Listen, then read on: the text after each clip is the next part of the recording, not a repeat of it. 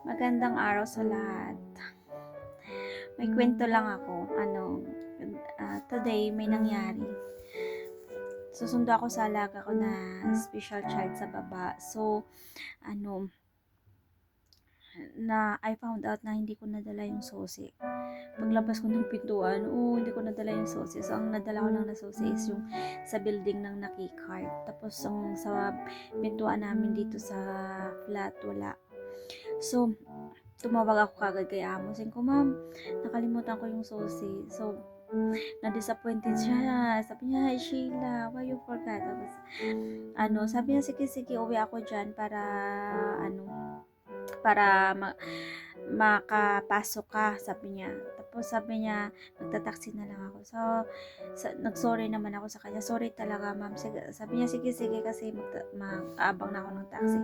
Tapos nandun siya kasi sa mga alaga ko sa taekwondo. So, ako na gusto niyang pumunta ako doon. So, kasi ako that time, nagbihis ako. So, yung susi, nilagay ko na sa bag para pagdating ng alaga ko, pag nasundo ko na siya, bihisan ko na lang siya, saka dalhin dun kina mama niya. Kasi kakain niya sila sa labas. Kasi si amo, actually, siya yung naghatid sundo sa dalawang normal niya na anak. Siya nagdadala sa mga activities. So, kakain sila sa labas kasi wala na siyang time magluto. Tapos, ayun, pagdating niya dito, pag-akyat namin ng alaga ko, dito siya, tapos siya nagbukas ng pintuan. Nang hindi pa kami nag-knock or nag-doorbell, pinuksan niya na kasi narinig na yung alaga ko. Tapos sabi ko, sige, bilis-bilisan mo, mabihisan mo na yan. Tapos, si amo, mabait talaga, mapinasin siya kasi kahit marami akong nagawang mali.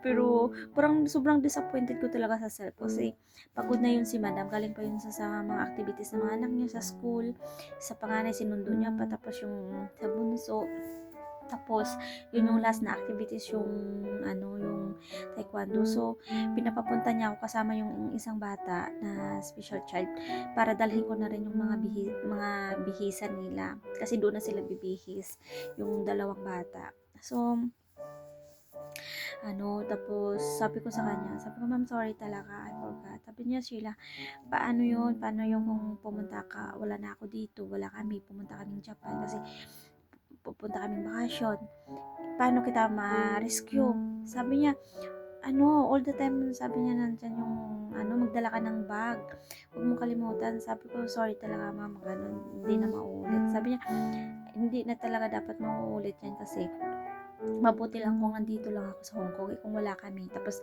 nakalimutan mo. Tapos sabi niya, si Kunggong, matanda na yun, may nakumilos yun, tapos medyo malayo pa siya, paano ka makapasok agad dito sa bahay? Tapos sabi ganun sa akin.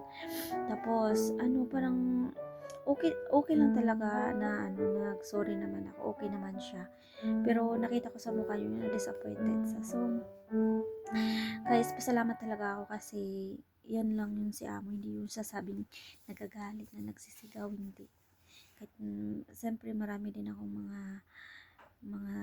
mali minsan sa trabaho, or yung problema kasi sa akin minsan makalimot din ako. Yun lang guys, kaya keep in mind lang talaga natin na huwag natin makalimutan yung mga utos ng mga amo natin.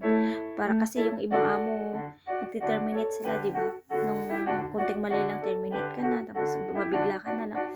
Pero sa akin, dalawang contract na ako dito sa amo ko. Pasalamat ako kasi never ako na-terminate. I'm blessed. Praise God. Kasi, nang maano si madam, pinasin siya, siya yung hindi sa yung tatanim ng inis or galit, siya, mabait talaga siya. Kaya kung mabait yung amo, suklian din natin ng kabaitan. God bless guys.